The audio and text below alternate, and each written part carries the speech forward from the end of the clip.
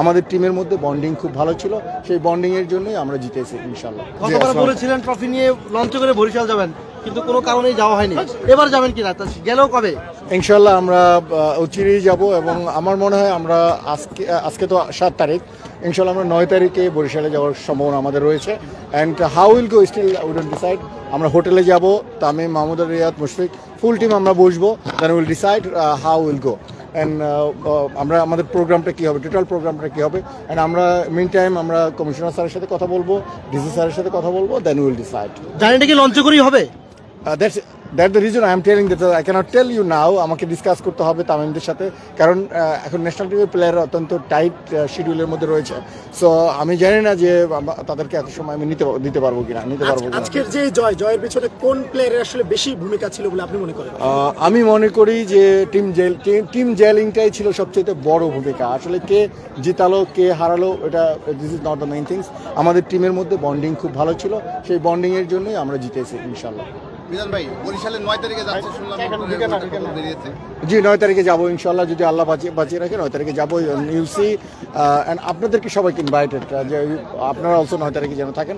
আমরা চেষ্টা করব দুপুরের পরে বেলস পার্কে একটা অনুষ্ঠান করার জন্য, 1 or 2 আওয়ার্সের জন্য, then will be back. Barishal কি লঞ্চে করে যাবে trophy? I already tell you that it will be decided tonight. যখন 175 রানের টার্গেট হলো, তামিম ইকবালের ব্যাটিং কেমন লাগলো?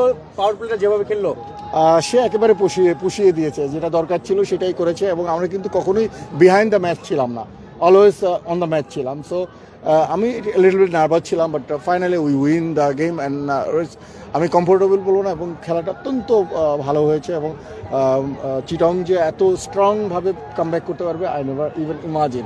দে really did very very fantastic way. দুইটা ছক্কা, it was fantastic. Rishad is a Bangladesh's big asset. I tell you, one day you'll say you have to play Rishad. ভাইয়া bonus কত দিচ্ছেন? A lot of bonus. Don't ask me this question. Next year আপনাদের পরিকল্পনা কি হবে?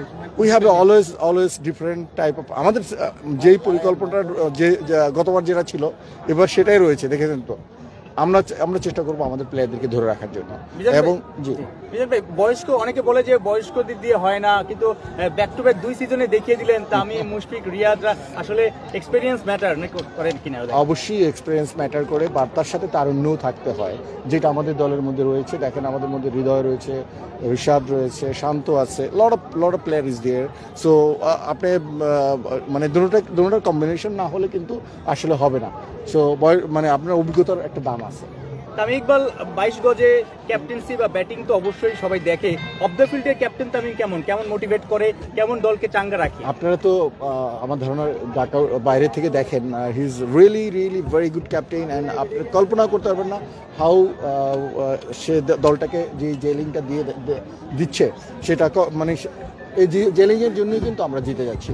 দের is the one motto that team gelling না হলে আমরা কিন্তু জিতে পারতাম না। মিজান ভাই, যখন দল নেন আপনার অকশনে, সেই সময় ঋষাদকে কেউ নিচ্ছিল না, মানে সেই সময়টা মনে পড়ছে কিনা? ঋষাদকে নিচ্ছিল না, ঋষাদ তখনও তারকা ছিল, কিন্তু আপনি নিয়েছেন এবং এই ক্যাটাগরি থেকে 6 জন ক্রিকেটার নিয়েছেন।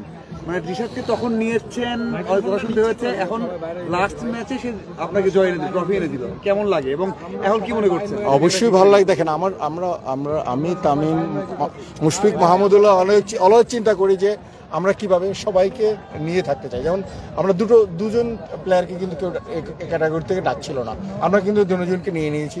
এবং কেন নিয়েছি আপনারা জানেন নিশ্চয়ই। যদি ঋষাদ ভালো না খেলতে পারে তাহলে অটোমেটিক শান্ত খেলতো। So we make A option. But Rishad যেহেতু ভালো খেলছে, বল করেছে, এবং আপনার শেষের দিন কিন্তু একটা ফ্যান্টাস্টিক নক করেছে। শান্ত একদিন দুদিন ভালো খেলেছে, বাট আমরা যখন অপোনেন্টকে চিন্তা করে আমরা কিন্তু দলটাকে সাজাই। So Taijul very good cricketer, সে কিন্তু মানে 2 না 3টে ম্যাচ মাত্র খেলেছে। সো আমাদের দলে অনেক স্টার্স রয়েছে এবং অনেকে খেলতে পারে না। আপনি আজকের কথা চিন্তা করেন, আই ব্রিং জিমিনি শাহ, আমি প্লে করাতে কিন্তু পারিনি, কারণ দেয়ার ইজ এ কেন আপনি দেখেন ওদের লেফটি কয়টা, আপনাকে চিন্তা করতে হবে চিটাগংয়ে কয়জন লেফটি আছে। আপনি যদি নবীকে তুলে নেন, দেন আপনার বল কে করবে? রাইটে বল করতে হবে তো। সো অলওয়েজ চিন্তা করতে হবে যে অপোনেন্টকে। আপনি খুলনা অপোনেন্ট হলে অবশ্যই জেমিন ইসলাম খেলতো, সো অপোনেন্ট অনুযায়ী আমরা উই ডিসাইডেড এভরিথিং। মিজান ভাই, আপনার কোচকে বলা হয় underrated, but back to back শিরোপা বিপিএল এ ঘরোয়া ক্রিকেটে ম্যাজিক বাবুল বলা হয় অনেক। আমি আপনাকে বলতে পারি ওনাকে আন্ডাররেটেড বলতে পারেন যে ভোকালি আপনার সাথে কথা বলতে এসে হয়তো সুন্দর কথা বলতে পারবে না, বাট আপনি আর সে খেলার মাঠে সে দুর্দান্ত। সে আপনি দেখেছেন আন্ডাররেটেড হলে তাহলে দুটো ব্যাক টু ব্যাক উইন তো হতো না, এবং তার দল কিন্তু এনসিএল এ ফাইনালে খেলেছে, তারপরে আরেকটা কি টুর্নামেন্ট সেখানে লঙ্গার ভার্সন টুর্নামেন্ট দুটোটাই ফাইনাল খেলেছে। So how he is underrated, he is good coach. Even last year we have a foreign coach, আমরা এই বছর কিন্তু নেইনি, আমরা মনে করছি we don't need, because we have a lot of experience player, so we don't take it them. Match শেষে মিজান ভাইকে দেখলাম যে এক দৌড়ে 22 গজে একদম পিচের সামনে চলে গেছে। জীবনের সবচেয়ে বড় মানে জোরে দৌড়টা কি আজকেই দিলেন? না, আমি ছোটবেলা তো অনেক দৌড়াইছি, এখন একটু কম দৌড়াই, এখন খুব শান্তশিষ্ট হয়ে বসে থাকি, বাট আজকে দৌড়টা দিতে হয়েছে, এটা ইজ নিডেড। মুশফিক ভাই কি বললো তখন? নো ইটস জেতা তো আসলেই, এবং পরপর দুটো জেতা আল্লাহর রহমতে আমরা জিতেছি। অবশ্যই উৎফুল্ল ছিলাম বলেই তো দৌড় দিয়ে গিয়েছি, and they are very happy. আমরা full team is quite really very happy, and আমাদের জন্য দোয়া করবেন আমরা যেন এই টিম বন্ডিং ধরে রাখতে পারি। নেক্সট ইয়ারেও যেন আমাদের এই টিমের অ্যাটলিস্ট 80% আমরা যেন রেখে দিতে পারি, এটা আমাদের জন্য দোয়া করেন please. Thank you very much, thank you all.